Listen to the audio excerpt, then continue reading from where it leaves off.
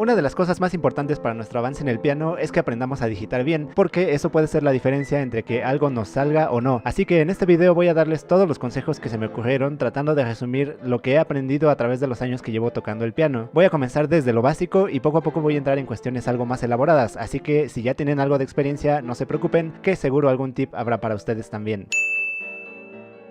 Cuando hablamos de economía del movimiento, nos referimos a movernos lo menos posible de posición para tocar una cierta frase musical. Ejemplo, para Elisa, en su inicio podemos decir que tiene tres pequeñas frases que son...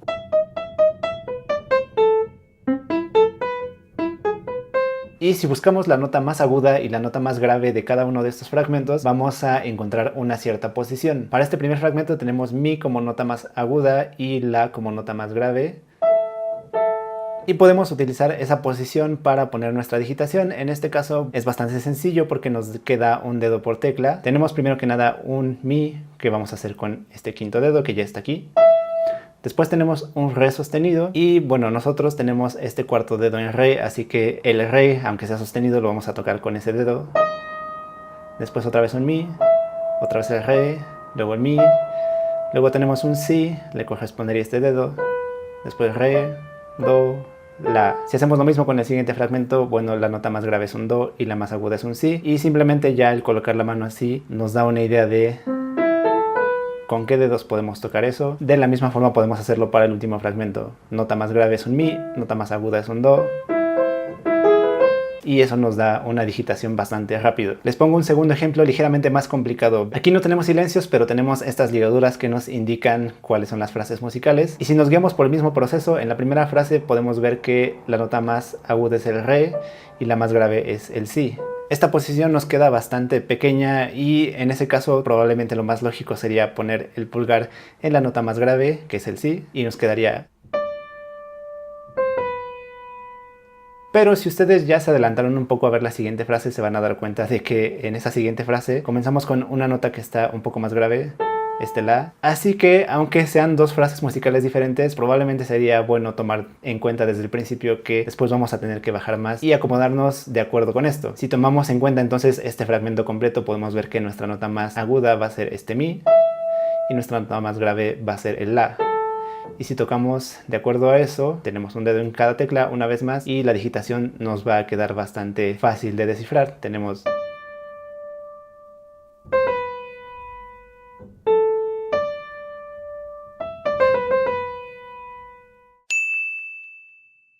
Si recuerdan las tres frases que teníamos en Para Elisa, se darán cuenta de que tenemos tres posiciones.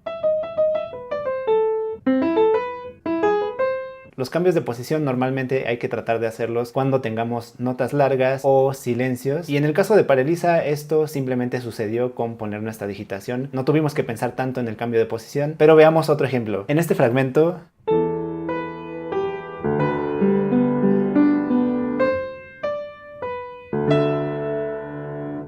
Si observaron con detenimiento esa mano derecha,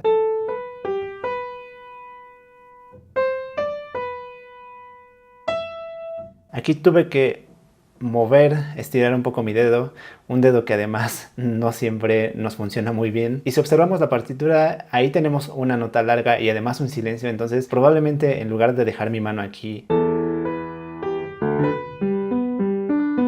sin hacer nada durante todo ese tiempo, podría aprovechar para moverme un tanto y que todas las demás notas me queden en una misma posición, es decir...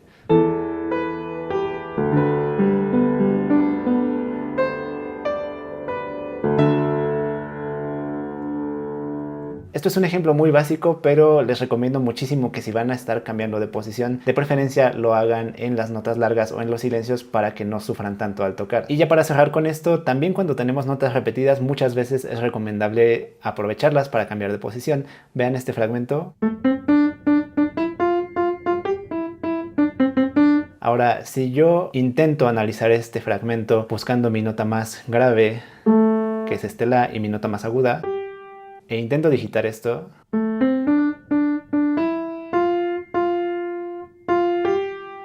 me encuentro con que ya de pronto no funcionó tan bien, me tuve que mover un tanto, pero lo podemos solucionar utilizando estas repeticiones para cambiar nuestra posición como mejor nos convenga, de la siguiente forma.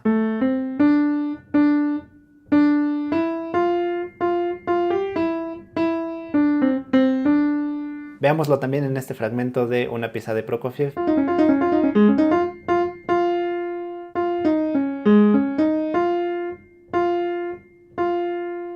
La misma nota la hice con diferentes dedos porque después lo que sigue es... Entonces me conviene utilizar esas 3 notas para irme de esta posición a esa nueva posición.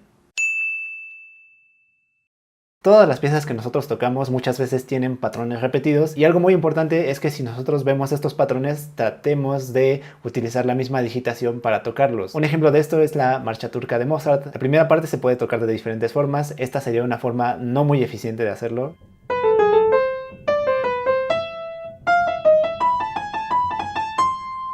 Una mejor forma sería utilizar la misma secuencia de dedos que utilicé para el primer fragmento en toda la sección, es decir, 4, 3, 2, 1, 3, 4, 3, 2, 1, 3, 4, 3, 2, 1, 4, 3, 2, 1, 4, 3, 2, 1, 3.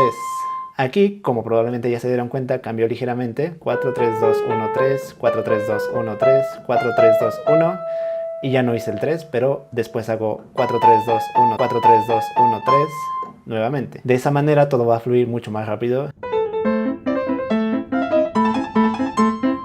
Y además probablemente nos va a ayudar a memorizar esta sección de una manera mucho más eficiente. Un ejemplo más, en el inicio de esta pieza tenemos lo siguiente.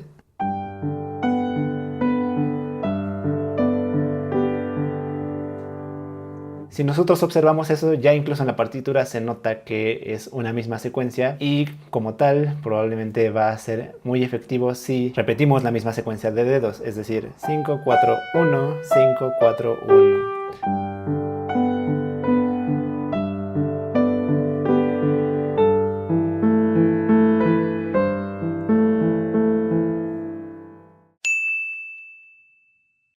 Hasta este punto todos los ejemplos que les he dado han sido con la mano derecha, pero en realidad todo lo que les he dicho aplica para ambas manos, y este siguiente punto lo voy a demostrar con ejemplos de mano izquierda. Algo muy útil es saber que nuestro tercer dedo de ambas manos es el centro literal de la mano, y por lo tanto es un dedo que es muy estable, que nos sirve como un eje para ciertos movimientos, ciertos desplazamientos, o también como un apoyo bastante estable para tocar ciertas cosas. En la pieza que estaba tocando justamente tenemos este arpegio.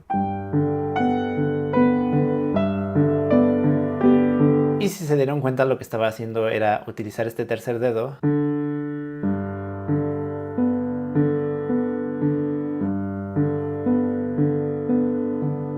Eso sí, les hago la pequeña aclaración de que no solamente el tercer dedo nos puede servir de eje para arpegios, a veces también el 2 es bastante útil, como es el caso en el siguiente arpegio de esta pieza.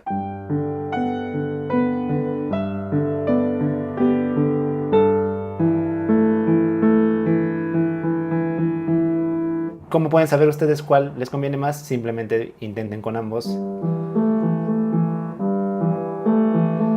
Y probablemente de inmediato van a sentir más cómoda una opción u otra. Y un ejemplo más del uso que se le puede dar a la estabilidad de ese dedo medio de nuestra mano es esta sección de paraliza.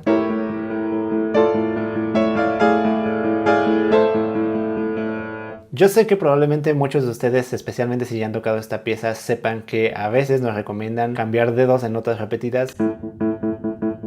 Y sí, eso puede ser muy útil, especialmente cuando tenemos notas repetidas que van demasiado rápido. Pero en este caso, la estabilidad de ese dedo medio nos permite hacer un mayor uso del movimiento de la muñeca para tocar esa parte sin complicarnos tanto en estar cambiando el dedo.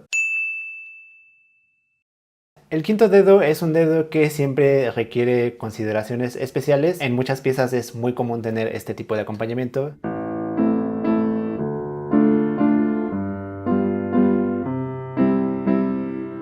O alguna variación de eso.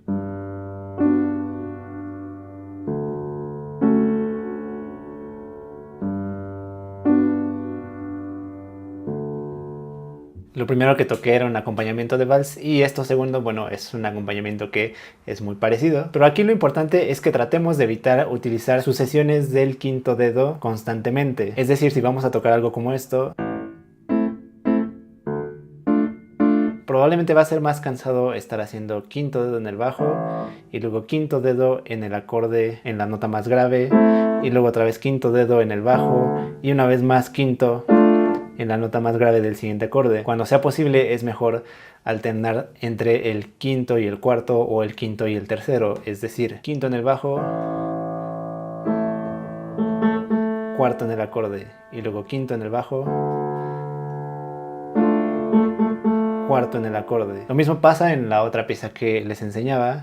En lugar de hacer quinto y luego quinto aquí, puede ser más cómodo hacer quinto y tercero o quinto y cuarto. Eso sí, va a haber ciertas situaciones en las que no nos va a quedar otra opción más que hacer quinto y quinto uno tras otro, como en la siguiente pieza. ¿Observaron? Quinto, quinto.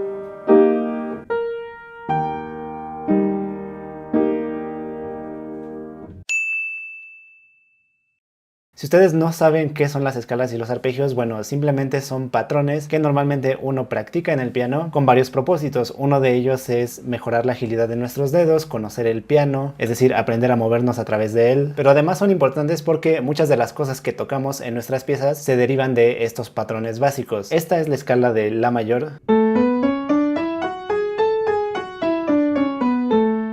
Y en la marcha turca se utiliza de la siguiente forma. Este es uno de los ejemplos más sencillos en donde se puede ver el uso de las escalas y sus digitaciones en una pieza, porque cuando Mozart escribió eso decidió hacer simplemente la escala hacia arriba, después hacia abajo, una vez más hacia arriba, y aquí en lugar de terminar,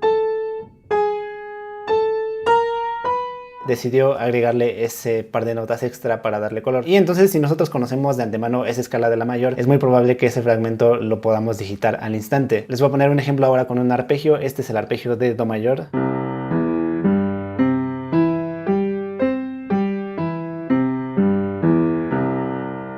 Simplemente estamos haciendo Do, Mi, Sol, Do, Mi, Sol, Do, Sol, Mi, Do, Sol, Mi, Do. Y en esta pieza, que es del soundtrack de Orgullo y Prejuicio, se utilizan mucho esos arpegios de Do. Si lo hago lento, ustedes se van a dar cuenta que literalmente ahí lo que tengo es el arpegio que toqué al principio.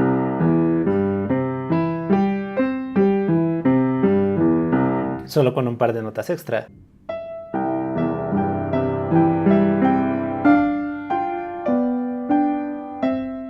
Y más adelante, en la mano derecha, también se utiliza un patrón basado en el arpegio de Do.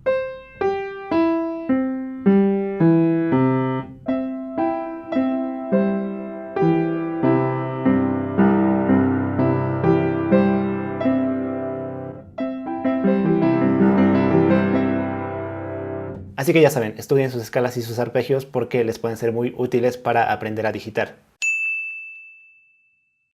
Esto de la redistribución se trata de justamente hacer un reacomodo de con qué mano tocamos qué cosa. Vean esta pieza, por ejemplo, es uno de los preludios de Chopin y en este inicio vemos que en la mano derecha nos ponen lo siguiente. Tenemos este Si en el pentagrama de Sol, pero no es absolutamente necesario de hecho que lo hagamos así. Podríamos facilitarnos mucho la vida si hacemos esto de la siguiente forma.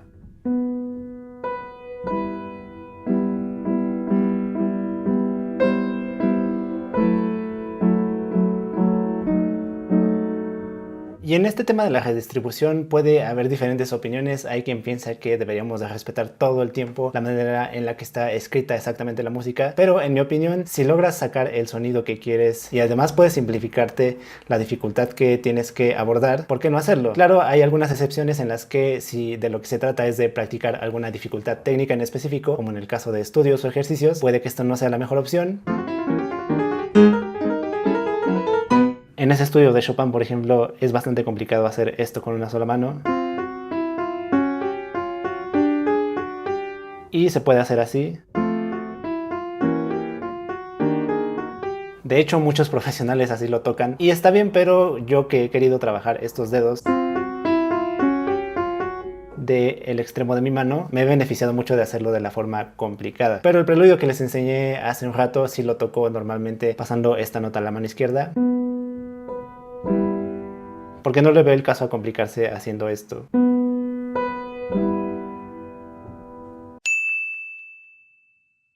Vamos a poner un ejemplo muy sencillo. Supongamos que ustedes tienen que tocar una nota muy fuerte aquí en el registro grave. Vamos a suponer que algo así. Bueno, probablemente no sea buena idea hacer eso con el quinto dedo, porque es un dedo que es mucho menos estable. Ya hablamos hace un rato de que el tercer dedo, por estar en medio de nuestra mano, tiene mucha mayor estabilidad y podemos aplicarle un mayor peso sin mucho problema. Y así como eso, nosotros tenemos que saber que, por ejemplo, casi siempre cuando uno toca algo con el pulgar tiende a sonar más fuerte, más marcado, porque el pulgar es un dedo que tenemos bastante ágil, que tiene una masa diferente a los otros. Y bueno, así cada dedo tiene sus características. El cuarto y el quinto, por ejemplo, son difíciles de separar porque comparten un mismo tendón. Entonces probablemente si vamos a hacer un trino no sea buena idea hacer, porque nos va a costar muchísimo trabajo. Y esto es algo que difícilmente les va a suceder, porque es raro que te pongan a hacer un trino o un adorno y tu primer impulso sea hacerlo con esos dedos. Pero supongamos que tuvieras que dejar esta nota y hacer ese trino, probablemente no sería lo mejor hacer 4 y 5, sino 3 y 5. Un último ejemplo de esto que ya también habíamos visto de manera implícita. Cuando inicié este video yo les dije que para Elisa la podían tocar así. Y muchas veces cuando la gente comienza a tocar esa pieza tiene el impulso de hacerlo así, que no está mal, se siente bastante estable, pero normalmente ese inicio debería tocarse piano, o por lo menos es lo que la partitura indica. Y digamos que es mucho más natural hacer un pasaje piano con dedos que justamente normalmente no nos dan tanto poder. Digamos que hasta sale sin que tengamos que hacer mucho esfuerzo, simplemente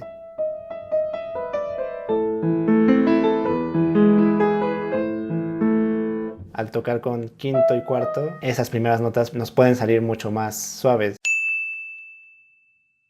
Y hace rato me adelanté un poco, pero quiero compartirles algunas digitaciones que justamente hacen mucho más sencillo el tocar adornos. Entonces, si van a hacer algo justamente como esto, sí está bien poder usar el 1-2 o el 2-3. El 3-4 ya es más difícil, y ni se diga el 4-5. Pero también podemos utilizar, por ejemplo, el 1 y 3. Esto incluso nos ayuda a utilizar más nuestra muñeca, no solo nuestros dedos, y a poder tocar más ágil ese adorno. Un ejemplo real de esto lo tenemos en esta pieza.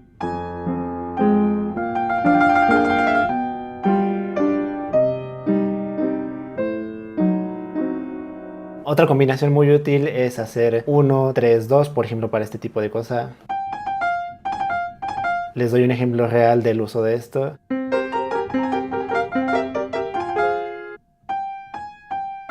Y una digitación más también bastante útil es hacer 2-4-3. Les pongo el ejemplo de este vals.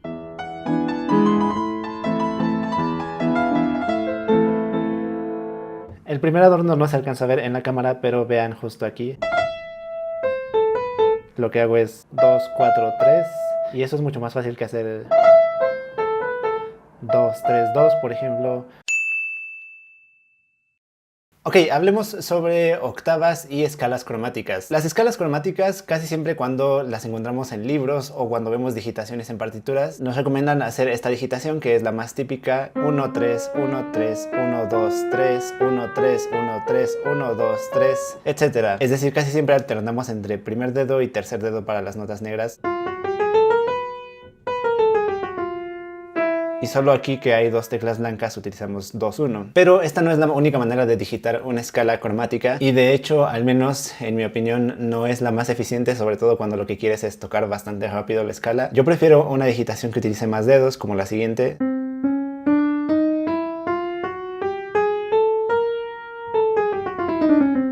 Y para que lo tengan mucho más claro, aquí en la descripción les voy a dejar un PDF en donde van a ver una imagen sacada del libro de Oscar Beringer, en donde nos pone 3 opciones de digitación para la escala cromática, y en rojo va a estar marcada la que yo utilizo, la que yo prefiero. Ejemplos de este tipo de escalas cromáticas, tanto en ascenso como en descenso, hay en muchísimas piezas. Yo últimamente he utilizado esta digitación para este fragmento de una de las sonatas de Beethoven.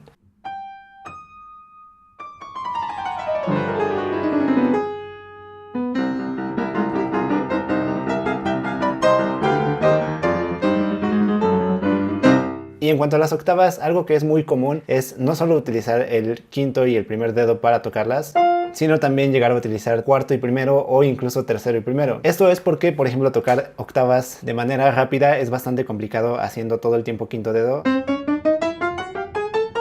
Y si nosotros en cambio utilizamos también el cuarto,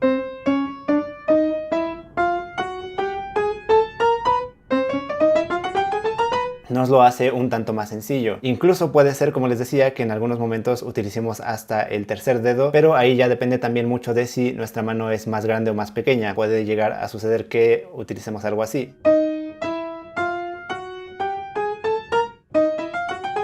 Pero ya ahí ustedes tendrán que considerar si realmente les es cómodo el 1 y el 3. Y si no, bueno, quédense con 1 y 4 y 1 y 5. Y bueno, otro tip es que esto no solamente nos sirve para poder tocar octavas más rápido, sino que también cuando queremos que algo suene mucho más ligado, un sonido mucho más parejo, una melodía, por ejemplo, nos puede ser útil ese tipo de digitación. Les pongo el siguiente ejemplo, observen mi mano derecha.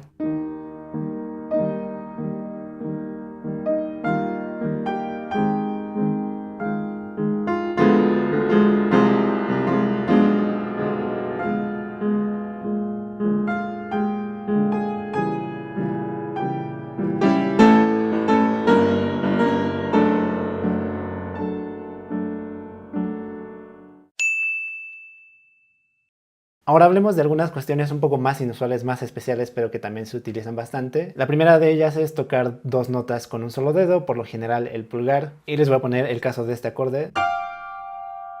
Tocar esas notas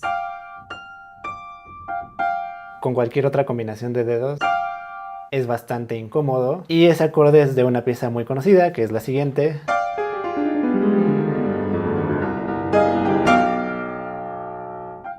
Pero también hay piezas mucho más sencillas en las que también se utiliza esto. Por ejemplo, hay un preludio de Chopin que inicia así, que es bastante sencillo. Mucha gente lo toca en sus primeros meses o tal vez en su primer año de practicar el piano. Hasta vienen algunos métodos de iniciación. Pero ese preludio tiene un acorde bastante gigante, que es este. Las notas son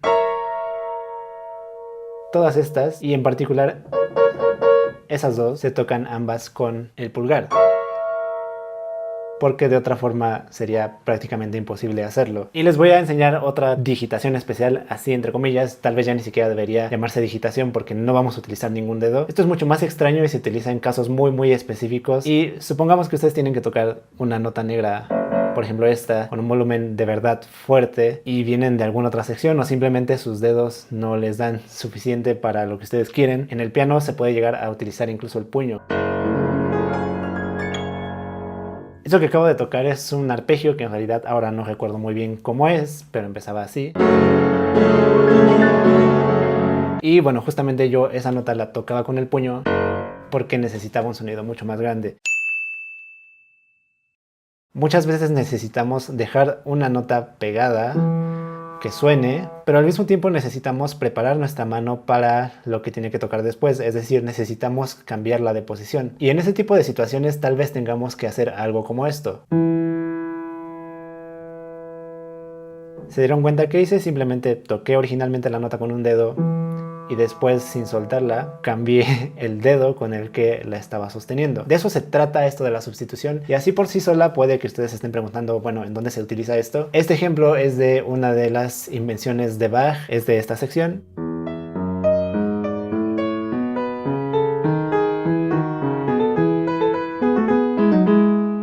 ¿Vieron en dónde estuvo?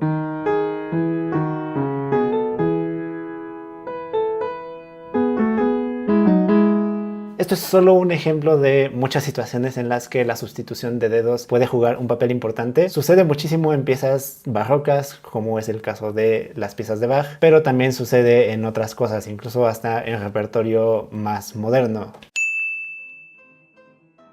Y el último consejo que les puedo dar es que siempre traten de buscar la digitación que se sienta más cómoda para su mano y que al mismo tiempo les permita conseguir el sonido que ustedes quieren. Se los digo porque hay partituras que ya traen alguna digitación y siempre es bueno probar esas sugerencias, pero justamente son solo sugerencias. Puede que esa digitación no sea la mejor para ustedes porque tal vez el pianista que la puso tenía una mano más grande. Siempre hay que tomar en cuenta las diferencias que puede haber entre nuestras anatomías e incluso deben saber que sí llega a haber errores en la digitación de algunas partituras, como es el caso de ese dedo 6 que obviamente no se puede utilizar, lamento decepcionarlos, pero en fin, síganme en las otras redes sociales que por allá también les comparto muchísimas otras cosas. Suscríbanse, denle like al video si les gustó y también a la campanita si quieren recibir todas las notificaciones de próximos videos y nos vemos para el próximo video.